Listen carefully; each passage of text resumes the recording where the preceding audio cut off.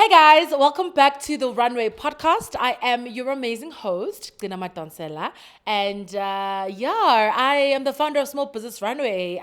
If you are new here, don't leave without subscribing. This is the Runway podcast. It's a business and lifestyle podcast. It's meant for the legends and the underdogs. And why I say that, I will explain in this video. And my guest today is not a unfamiliar face. It's somebody that you know very, very well. He's behind the scenes. Sometimes he's in front of the scenes. But Oksalayo, we do this podcast every single week. Make sure that you like, comment, subscribe, bring your community on. And guys, help us with those algorithms so that we can actually get exposed to a new audience. More people can join our family, and so on and so forth.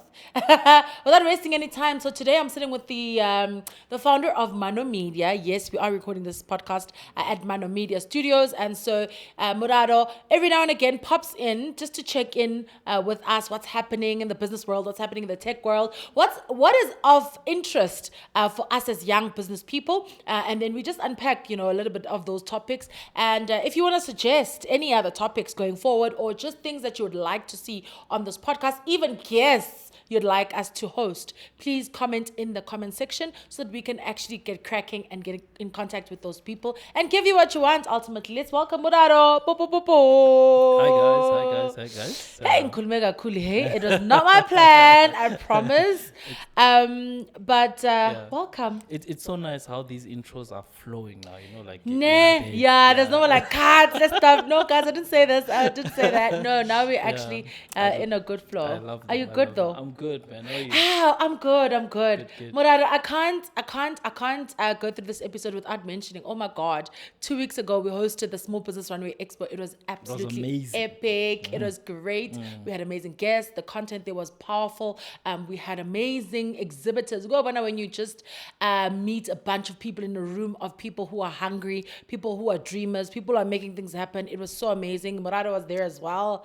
Hey, boss man was asking questions. I was like, yes, nice. that's the way. Yep. Very nice. But we will definitely upload that on my YouTube channel on Gcina. So just stay tuned onto the Runway podcast and follow me on all socials as well. All right. Yeah, well. I needed to thank the people for. It had to. Remember, you announced it. Yes. So this coming. Yes. But now you need to give a small review exactly of how it went. And I was there as well. Wow. I was like more of a guest. I was sitting there in the crowd there. I was so impressed. I learned so much from that one sitting. I made so many contacts. And it's amazing. I mean, it was a beautiful thing that you did. Thank you. Thumbs up. I'm very proud of you. Keep doing, keep doing. More and amazing. more. No. I know that's definitely in the cards. But here on the Runway podcast, we want to talk about a few things that we feel could be of benefit to, any young person. We run businesses. We kind of know the struggles or the realities that are on the ground, coupled with the fact that South Africa is just a special country. We've got load shedding, we've got all these things going on. But I want to start off this topic by actually making sure that we... there's a looming strike. I wanted us to touch on the strike. Sorry, so I'm just going to look down on my phone. I found it. Okay. I'm not going to read everything, but essentially they are saying, Guti, there's a national strike that's officially set to take place on the 20th of March. The SAP will start their strike on the 17th of March. So it is now logical with the national strike, we will not enjoy any protection from the SAPS. It is therefore extremely important that we remain prepared. Number one, but the shopping should be done ahead of time so that on the 20th, no one needs to be in town. Make sure you have enough medication. Home and heart protection must be applied. Make sure you grab your bags and you are ready. Make sure that all security systems are in order, and so on and so forth. And also, there's looting is a possibility because the EFF openly talks about it. Yeah, that's where my mind is going right now as you're absolutely talking. Just crazy. Like so no police. I mean, in already, I mean, our law enforcement is very, very strange. Strained. I think there's about one cop to about how many people in this country? To about 250 people. Imagine. Or something crazy like that. Why on earth is this happening? Obviously, we know if it's the EFF that's organizing, but Luisa in Taiwan. Yeah. Okay, maybe it's not obvious, but they're fighting What are they fighting for? What do you think they're fighting for? I think there's a lot of hidden agendas, even though it's public. But yeah, you never think it's what it is. Because remember, initially we had what happened as a strike became a looting, and we later discovered that there are other hidden elements where actual officials were organizing but I don't want to jump into that too much. So you always think it's one thing until there's another thing happening there's on other the other forces end, and there's other battles that we don't even know about. Yeah, but what worries me is our safety, man. There's already so much happening with police around. I mean, when the police are gone and there's a strike, what then happens? Are they even allowed to strike Amapoisa? I'm also surprised. This is the first time. Me too. Where cops are striking. Like, what the hell does that even mean? I mean, like, firstly, there's not enough of them on a normal day. Now there's going to be what? None of them. None. That's absolutely bonkers. Security personnel in state-owned entities are not allowed to, initiate a protest action. That's what you would think. Sector. Yeah. But now police. Next thing is going to be our military. Yeah, there has to be, because even, I know it's the military. I know even the ESCOM, they're not allowed to strike. They do it, but they are legal strikes because it is a right, our constitutional right to have access to electricity. I think I must get a shotgun, yeah. I know I'm getting something because I'm just like, what's going on, guys? Are we safe? Is this have fine? you ever seen that movie, The Purge? No. The Purge is a movie where the government just says, Gucci, there's too many people. And now we need to cut down on the numbers. Okay. So on this one day, we're going to allow lawlessness. Oh, do I've seen that. whatever you want. Oh, I've never watched I don't think I've watched it. I think I've seen either a trailer or something or I know what you mean. Because you can literally just jump next door and do whatever you want to the neighbor. There's no consequences. There's no so government practically says there are no implications. Whatever you want to break into a store, go do it. Oh my gosh. We're going that way. We're going there. That is. I'm feeling like, because we're in Joburg, everything really starts here, and then it kind of blows out. Yeah, unless if we're talking about flooding. But now, I'm telling you, I am worried for one, because as much as because when you think about what are they fighting for? Okay, they could be fighting obviously for President Ramaphosa. They want him out. Obviously, there's been a looming national strike because everybody's sick and tired of load shedding.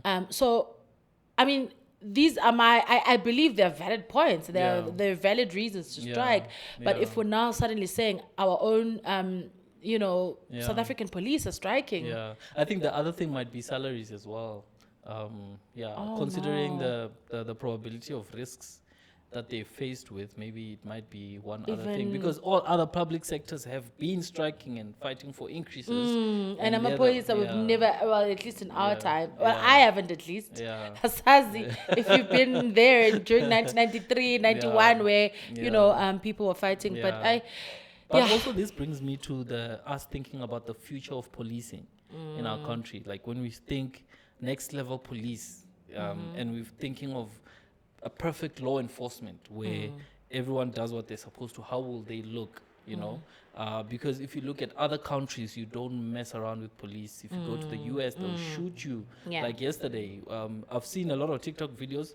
A lot of people used to think that this racial thing where black people are being shot was a thing. It is a thing. They do get shot, but also the same is probably applied now to also white people, because when police officers approach, they don't know what to expect.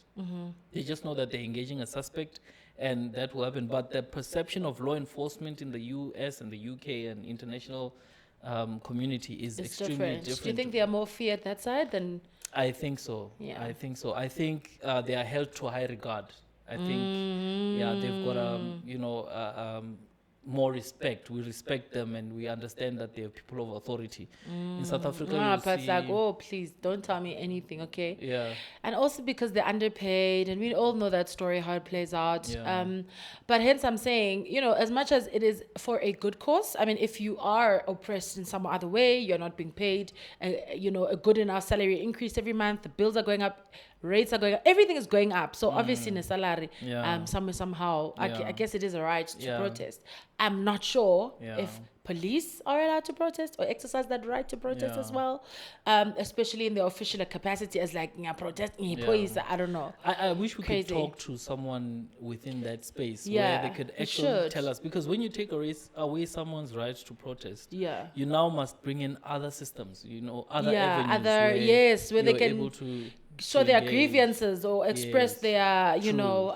unhappiness somewhere, somehow. True. I totally agree. I used to be in the security sector, and I was in there for quite a long time. I think over 8 years. And I understand for you to build a proper security system, you need to take care of the human factor. You need to make sure that whoever is providing your protection is there psychologically. So if they're here physically, but their minds are still at home and they're worried Yeah. about them Performance, productivity. whatever, their children, they're not going to be productive. So I think that's one other thing which I feel maybe we must look into. But back to that discussion of the future of policing. Yeah, where do you think it should go? I mean, there's a huge talk obviously of AR, there's intelligence. Are we now going to look at a place where we place robots at every building? Yeah. I mean, we place I think what's this thing? Cameras at every building where it reads people, Yeah. even their intentions. Yeah, Imagine how interesting it would be to actually read somebody's intentions. exactly. I think That would be great. we don't have an integrated security system in the country. Okay. So you don't have different legs of what should be a perfect security system implemented. So say for example, and this is, it depends on where you are. If police wanted to find you and you were in the township, and you just committed a crime and you were looking for you, the only avenue we have is sight and where you were last seen. Yeah. You look We at don't police. have I get what you mean. Yeah. Which I think it's London, somewhere in the UK, but I think in London where they've got, even on that show. Anyway, I digress. But there's cameras at every street corner. Yeah. They can literally go to somewhere and they can quickly just pick you up, go to Bola Yeah. or you were last seen here Yeah. and there's a gap. You Yeah. can, at this one location for how many True. hours, things like that. Is that what you're saying? Yeah. So We don't have an integrated Yes. system that can track people. Yes, and the responsiveness. How responsive are our because in the ideal perspective, you want to set up a system where people are not inclined to commit crime. So how do you work around that? You'd because even the situation, the environment, the lack of the scarcity of jobs, it all contributes to our level of security. So government should actually be working to try and see if they can engage the private sector or find means to eradicate this lack of employment. Now when you've got a less needy community that is working and that is independent, you've got a less amount, they've got a lesser reason to commit crime because their bellies are fed. And probably if they do that, it's because of mischief and whatever. That's the first point. The second thing you do is you make sure that your security system is integrated. So your control center where all people will be reporting is highly responsive. So when you report a crime, they are supposed to tap into the units that are available. It goes back to that police to community ratio. How many people? I think it's even more actually. Yeah. I stand to be corrected. 250 actually seems low. Yeah. I think it's even more than that. Yeah. But yeah, They're not yeah. responsive because They're there's not a lot of there's them not on the enough ground. capacity. Yeah. Yes, and also there are issues of effectiveness where they do respond with issues of corruption and everything else that has to do. So in your security system, you are managing each and every element so that it speaks to one another. Look at the response time of the police nationally, looking at the satisfaction level. People are not happy. I mean, They're you call not. police, you might expect them tomorrow. An hour, 2 hours, and that goes for a lot of other government services. You know, where you're going to Home Affairs, you're going to queue the whole day. When Yep. you go to the clinic, you're going to queue the whole day. Yep. When Yep. you literally call an ambulance, it takes an hour, 2 hours. It's all this thing that, it's I don't know. I want to almost say it's so systematic, manje, and it isn't just dry. Like we've normalized so many things. We've normalized even load shedding. We've normalized load shedding. We've normalized standing in a queue for 6 hours. We've normalized isn't this thing normal? And then we wonder why the mental health rate or the lack of mental health rate is increasing, or the mental health is decreasing. Mental You know, health they is say- decreasing. They say Anyway. the moment you go into, I heard someone say, Gucci, the moment you experience a shocking event, Yeah. you lose a few IQ points. Oh my. Because you've used You're them in in shock. that. You're in shock. So the moment a shocking event happens, might not remember because you lose IQ points. You're not able to make decisions when Oh, you my word. endure a shocking decision. So calling the police would be one of those things. I remember when a security incident happened to me, and I was like, why should I call the police? I mean, really, what is it that they're going to do when they get here? And this was something that was happening regularly around where we stayed. And I thought, what difference is that going to make? Let me just claim whatever stolen. But I had to call them because of insurance purposes. Yeah, they have which to is write a what- statement Exactly. because you need them for that part. Exactly. But in reality, we're Yeah. not seeing what they're doing on the ground. Yeah, And yeah. yeah, I mean, it's crazy. let's- And you're paying taxes for them to do their job. So, you know, cabang. and I feel personally it's such an ignorant thing for us to blame the police officer, because we It's must look at not. the It's very deep. It's system. very layered. Yes, there's different elements. There's different people responsible. Yeah. But yeah. the reality is that our house is not in order. No, it's not. It's At not. all. Yeah. For something like this to even be circulating and the possibility of it to even be something that is like, okay, guys, this really might happen. It's like the same, like now we have to live in fear. We have to, Yeah. it's and then we have to now have our guard up and we have to make plans and means. Now it's this rush bulking. Next thing my teachers will because people are trying to buy teachers like a state does. Like it's just mayhem. It's But the same yeah, thing. what do you make of it? I think we can also engage the audience. Let us know what you actually think about this whole situation. I think it does really exhaust me, but I think that was my topic because I Yeah. thought it's very Yeah. like it's topical. It's something that's Yeah. actually gonna happen by the time Yeah. this episode drops. Yeah. It's gonna be a few days. Yeah, I think also give us an indication of what is your perspective of a perfect policing system. You know, where you feel that police will be perfect, Yeah. or they'll be servicing you right. What is it that you think that they must be doing? And also let's think future tense, because I'll tell you now, if you go and look international, like places in the UK, all their task teams have got a drone operator. There's someone who's got a drone to send it over so that it can do some surveillance. So there's Yes. some heavy tech involved in policing.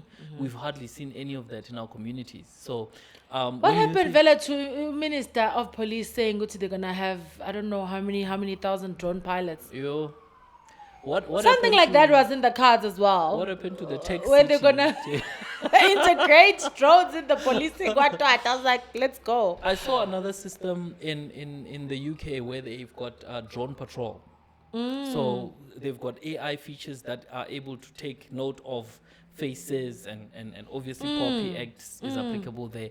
But before a unit is dispatched, the control center already has so much information about the situation and where it's headed, because that system is advanced. The intelligence. Yes, the drone, when the drone runs out of a battery, it goes back to a charging pod.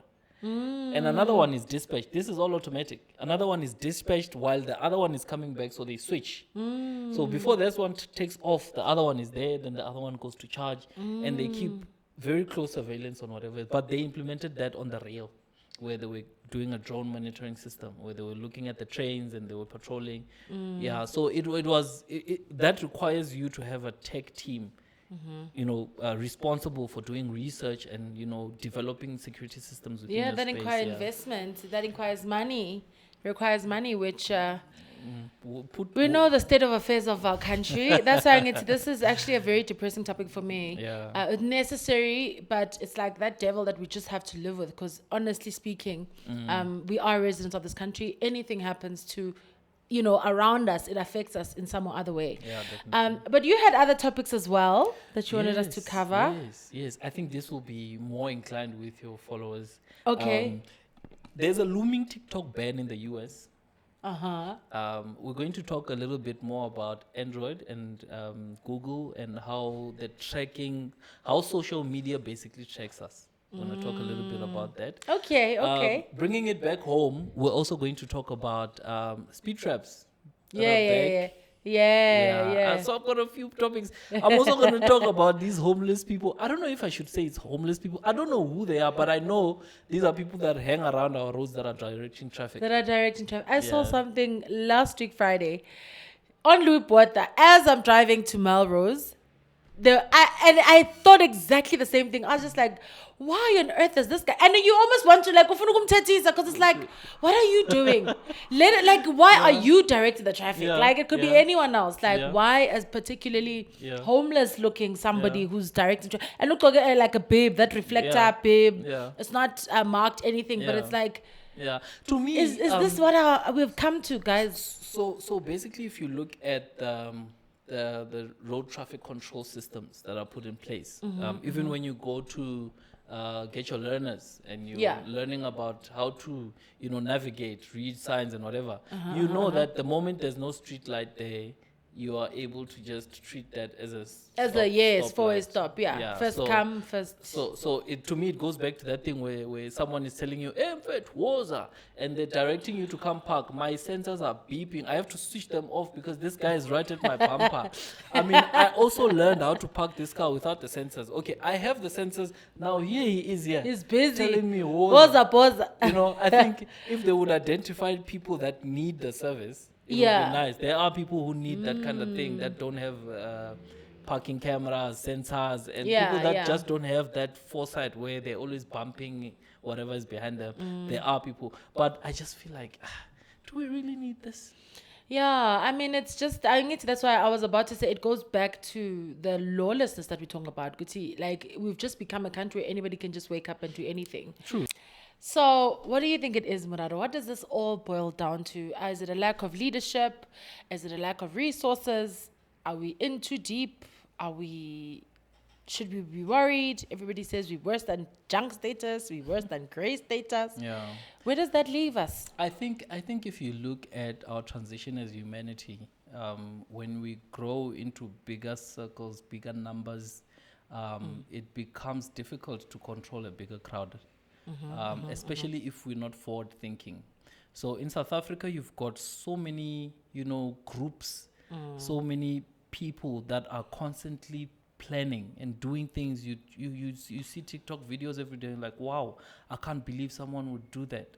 So I really think it has to do with the number of people that are there, because then you begin to have more incidents and more spikes of unpredicted behavior, which is basically also what's happening in China. There's a lot of people, and it's difficult for government to really regulate and control all those people and make sure that those people are compliant to whatever laws are put down there. And it speaks to, I won't say government, because it's all our responsibility for us to be forward planning. And I mean, obviously, if you've got 2 children in the house and you're expecting a 4th one, you would obviously plan a little bit in terms of how you're going to accommodate. And it's exactly the same thing when it comes to leadership. You should always forecast the challenges that are going to come up. Some of them you won't expect, but they will happen. It just depends on the systems that you have in place to deal with the challenges you're having. As a country, I don't think that government and leadership-wise we are forward thinking enough to be able to predict the challenges that we're going to be going through. Hence, there's no planning at all. There's promises, but no plan, no execution. Even if we have a plan, there's no execution. So that's what we're struggling with. A forward thinking a community, not government per se, because we are the ones that put them into their positions. So we're the ones who must actually look ahead and say, guys, niyabona mara soweto kuyagcwala. Hey, kuyagcwala Soweto. Yeah. Hey? And plan for ourselves. Yeah. Essentially, we're on our own. Exactly. Exactly. If you look at the stats in terms of how many babies are born just a barak pen, be shocked. You look at Hambe Soweto, you'll see from Orlando all the way to Protea Glen in 1 yard how many people are living there. You'll be shocked. There's a house, there's shacks in and around each and every compound. You go next door, same thing. So the numbers are going up, and as a community, we're not really forward thinking. We're not prepared enough for the future. We don't. Yeah, so I think there's so much that we can say. That's what we're really dealing with. So, but back to the topics. Yes, the topics. We were talking about a TikTok ban that's looming. In America. Okay, Yeah. so I think I would want to kind of understand why are they banning TikTok? Yeah. Why specifically TikTok? Yeah. And we know which TikTok is not American because maybe they Yeah. might be fighting that. But what's the reason for them banning TikTok? Well, it for me, it's not a one sort of answer, one sort of question. One sort of answer question, because if you look at they mainly base their reasons on security related concerns. Okay. But if you look at the concerns they have, it's exactly what Facebook was doing. If you look at it, because they're talking about privacy and data protection, and how these owners of these social media platforms are using the data to drive communities. So that is their main concern. But it's a little bit hypocritical. Why don't you also ban Facebook? Because why would you Facebook, start a TikTok? Why would you not ban Instagram, Facebook? Yeah, we mainly Twitter, essentially any kind of social media platform that allows people to sign in with their personal details and then interact. Yeah. But maybe before we unpack it more, how would you feel if TikTok was banned in South Africa? How would it impact you? To be honest, it wouldn't impact me at all. I literally am one of those people that go into TikTok probably 2-3 times a week. Okay. Less than an hour. Okay. Even 30 minutes is a lot for me. Okay. I'm normally posting and I just leave it to go. Because I'm not really... I'm not somebody who sits on TikTok. But every single time I'm on TikTok, you are online. Yeah. So I'm sure you've got a very different TikTok I think relationship there. Yeah, for me... I hardly close TikTok, I'll be honest with you. I'll just I'm telling you. Yeah, I'll hide it and put it at the back. But every time I see you at the top there, it's always Mulalo. Yeah. It's all like there's no I'm just like, are you always on TikTok? I understand that the algorithm. Okay, fine, let me not take it there. But what I do, I don't shut TikTok down. I'll just hide it and send it back. So probably even at 11, every time of the day you are on TikTok and you're green there. So I know, okay, this person's online. Okay, so it means are we violent? Not that you necessarily actively online. I just swipe it up and it goes on to the pages. But it's still that's open. That's the thing with TikTok, because I'm always online on all social media platforms: Facebook, Instagram, TikTok. I do the same thing to all of them. I don't close them, but TikTok keeps me online. Why? Because they're trying to access more data. Because if that app is running, then they can track what other things you're doing. This is what he's having for supper. This is what he's typing. This is what he's searching on Google. True. And they can cater content for you. Yeah, but Instagram won't do that. Facebook won't do that. Yeah, when you logged out, you logged out. Twitter won't do that. If you hide the page, they Maybe that's what they're banning it for. Yeah, the moment you go off the screen, you are offline. Yeah. But if you go to TikTok, I'm always online. Even now, if you go up there, so it's interesting. Okay, so it's because you TikTok keeps you online. It keeps you online because they're tracking movement. Is it optional though, like to stay online, like sign up or? Sure. The moment you sign up to you're just gonna be online platform. No, that means I'm also always online because I don't close my apps. I want to do a practical exercise. Have you ever read the disclaimer that they give you where you agree? Have you gone through that thing? No, ever. Never. Any Pinterest, Zonk, anything so you that probably ever gave signed them up. permission to your whole phone. That's crazy. So why are they against TikTok? Okay, so you're asking me, Guti, how would I feel? Yeah. I personally wouldn't be affected because, like I said, I'm not a TikToker. Okay. I think for business purposes, I probably should be on there. Okay. More often than I am, especially me running social media campaigns for other clients as well. It's something to really be able, just keeping forces on the ground. I need my eyes and ears on TikTok. But I think personally it wouldn't affect me. So me, TikTok is part of my monetization strategy. So all my social media platforms are part of my strategy to monetize all other platforms. Remember when we were speaking about branding and we spoke about leading in your space, in your niche, and you need to speak. So I use those platforms to speak about, my niche. And I'll go there and I'll be speaking about business. I'll be speaking about branding. And on TikTok, I think I have 14.8 thousand followers. And if if I speak there, I'm able to drive that traffic to a Yeah, website that I could launch Yes, tomorrow. If I've yes. got 10,000 followers on Facebook, I can drive that following to a website and monetize. But how come you're not thinking about? So are you thinking about Instagram the same way? Yes, all social Okay. media platforms for me are about driving traffic. Okay. Right now, Yeah, you I did don't know say. where I want to drive the traffic to.